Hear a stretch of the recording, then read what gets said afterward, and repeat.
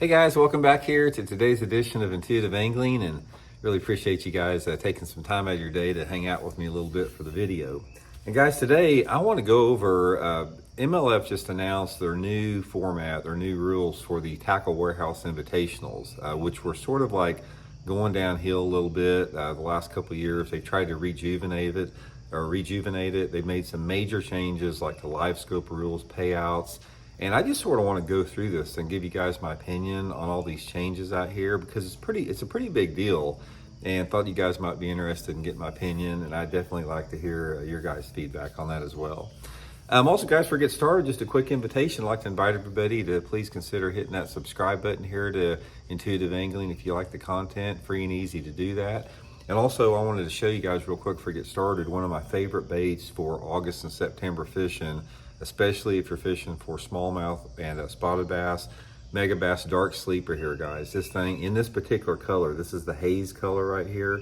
I'll link this in my Tackle Warehouse link in the description of the video.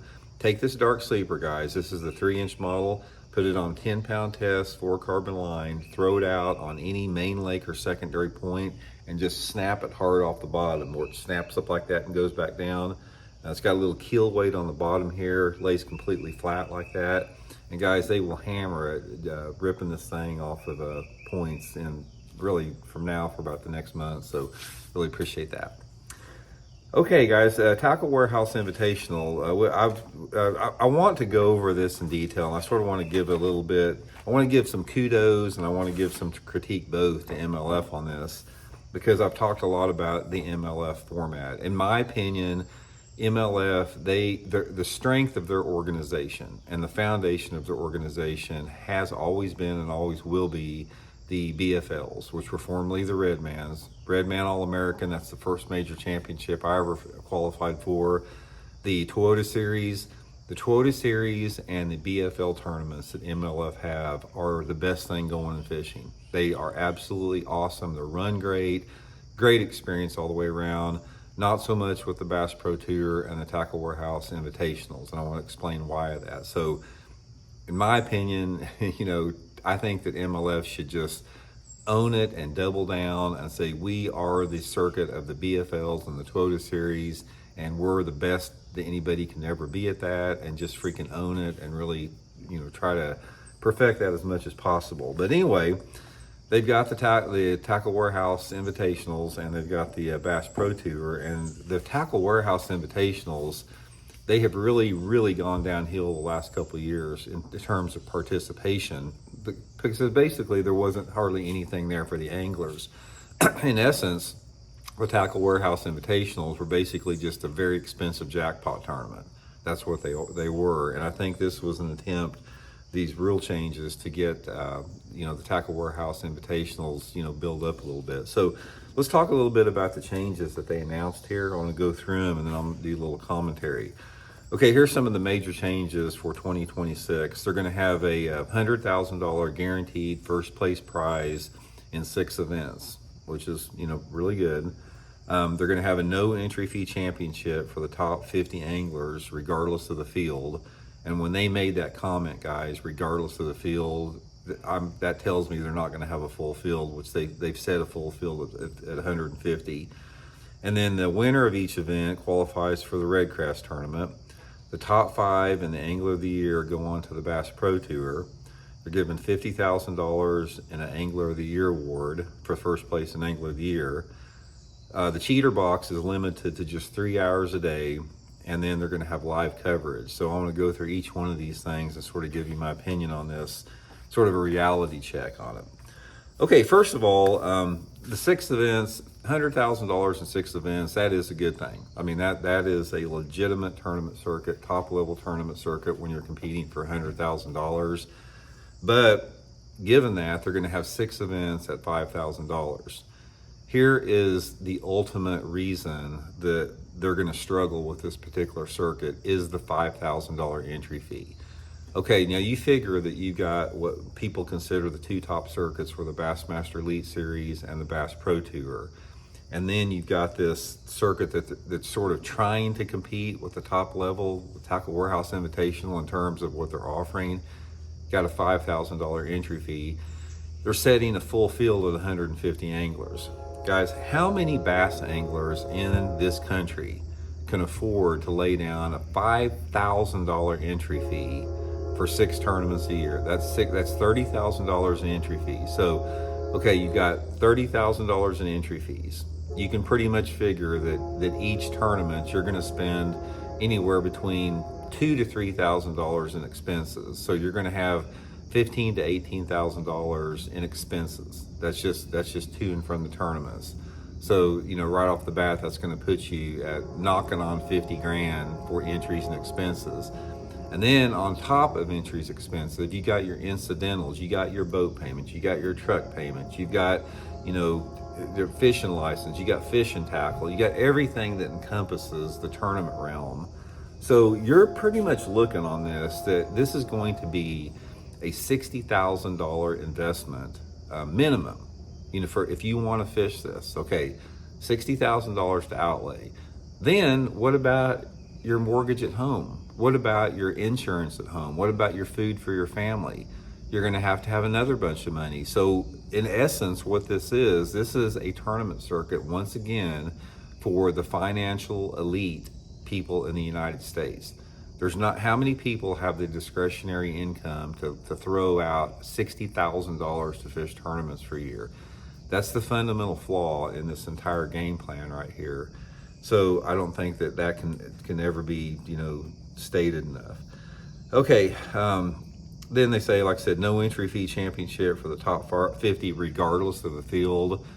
That they put that in there because they know they're not going to fill the field. There's no way, guys, I'm not going to say there's no way, but it's highly doubtful that they're going to have 150 anglers, you know, flop down $50,000 or $30,000 worth in entry fees. So I'm thinking you're going to have closer to, you know, 80 to 100 people in this. That's just my opinion, you know, based upon, you know, some of the past experiences. Winner of each event makes red crest. I've never been a big advocate that just you have one good lick, you win a tournament, and then all of a sudden you get all these bonuses that go with it. I've never been an advocate of the fact that a winner of a tournament should qualify for any type of year-end championship. I think those qualifications need to be earned through consistency. I do not think that they should be earned by winning. Again, that's just dangling another carrot out there. Top 5 anglers, top 5 angler of the year dudes go to the Bass Pro Tour. You know, whatever on that. You know, I'm not a big fan of the Bass Pro Tours. You know, $50,000 awarded to the Angler of the Year award. You know, that's a solid amount there. And I do place a lot of value on the Angler of the Year. I think Angler of the Year is a lot more. I think an Angler of the Year is a lot better representation of a truly skilled angler rather than just winning an event. So that's pretty good. Then we get to the cheater box, limited to 3 hours a day. Oh, and before I get into the cheater box, which is going to be the meat of this, they will have live coverage in these events, which is good. Cheater box, well, before I get into the cheater box, let me say one thing with this. One of the reasons why that they're going to have a tough time on this is the fact that from a sponsor standpoint, if you're a sponsor, nobody really cares about this. There's not really any value. You're not going to sell that much products for some, you know, company if you're on live coverage on Roku throwing a forward-facing sonar minnow. You know, we all know that social media, Twitter, Instagram, Facebook, YouTube has taken over the entire, you know, value that anglers have to companies. So that's not a big deal. But let's dig into this forward-facing sonar for 3 hours a day. On the surface, guys, this seems like they're doing something. And right off the bat, it's like just the fact that they have been forced to make an adjustment and be forced to limit forward-facing sonar tells you how bad this stuff sucks. Because what you have in this, and this is how I interpret it, this is speculation on my point, MLF has had such an outrage amongst their constituents and their memberships and their anglers about the cheater box that they don't want it, that they feel they have got to do something. They just can't sweep it under the rug. So this is their attempt to do something about it and also, you know, keep their electronic company sponsorships. I'm not sure what the agreements they have with that, but they're trying to play the best of both worlds here, and this is nothing but a half measure. it doesn't make any difference. This is still going to affect the tournament outcomes because forward-facing sonar, that's all they need is 3 hours. I'm not saying they can't do better if they have it for 8 hours in a day, but if you are adept at forward-facing sonar and you understand where those fish are going to be at and how to use that technology, that's all you need.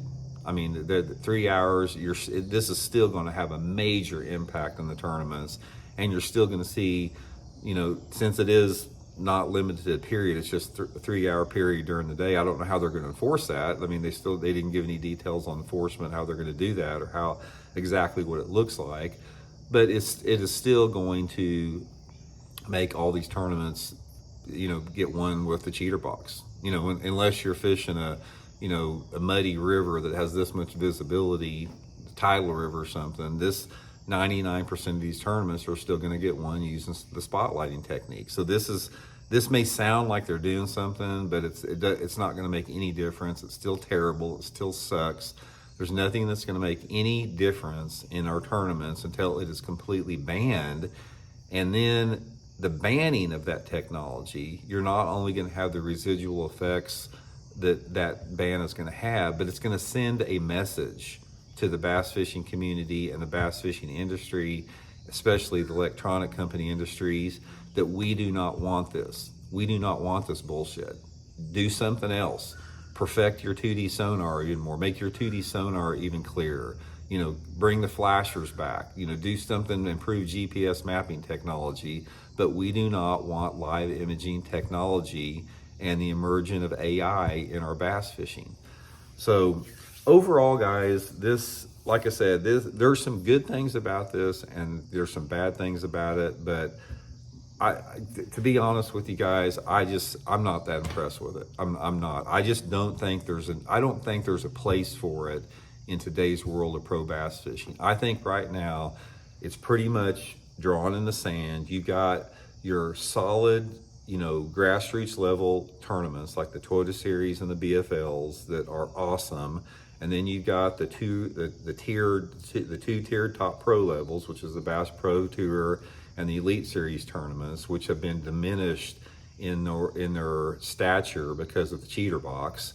And then these things like the Tackle Warehouse Invitational and all these attempts to try to bring in both groups of anglers, I think they're going to have a hard time doing it. I think they're going to have a hard time getting the participation with the entry fee of being $5,000, because here's one thing about it. Let's say, for example, you see this and you get all jacked up. You say, oh man, $100,000 and I can qualify for the Bass Pro Tour and I qualify for a championship and there's live coverage. Let's say, for example, you scrape together that money and you go out there and you have 3 bad tournaments in a row where you don't make a check in 3 tournaments in a row. At that point, you're $30,000 at that point, you know, based upon all this type of stuff, you're approximately $30,000 into the hole, $30,000 like that. So you have 3 tournaments to not only make up that $30,000, but the 4th tournament that you're in. Therefore, in order for you just to get back to break even, you're going to have to win the tournament. You're going to have to win a tournament just to get back to even before you even make any profit. So in essence, even though this sounds really good, the $5,000 entry fee is a money pit. You know, think about this, guys. Every month, say for example, the tournament starts in February, for the next 6 months, you're going to have to tell your wife, I got to write a $5,000 check out this month. Oh, sorry, I got to write a $5,000 check out next month too, even though I didn't win any money. And then I got to write another $5,000 check out the next month, even though I didn't win any money.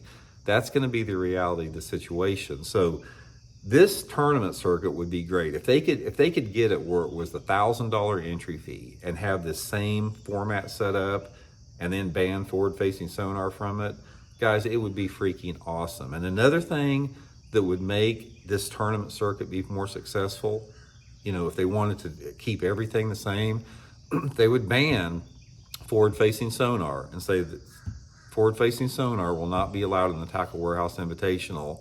They would probably surpass the NPFL right now, which is on fire because they did that. They banned forward-facing sonar.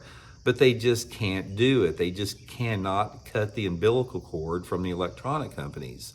And it goes back to my video I did yesterday about how money corrupts everything, and the fact that they're going to allow forward-facing sonar in the circuit in light of all the other positive stuff they got here diminishes the entire effort that they're trying to accomplish. So anyway, guys, let me know what you're trying to, let me know what you guys are thinking, and we'll check in later. See you.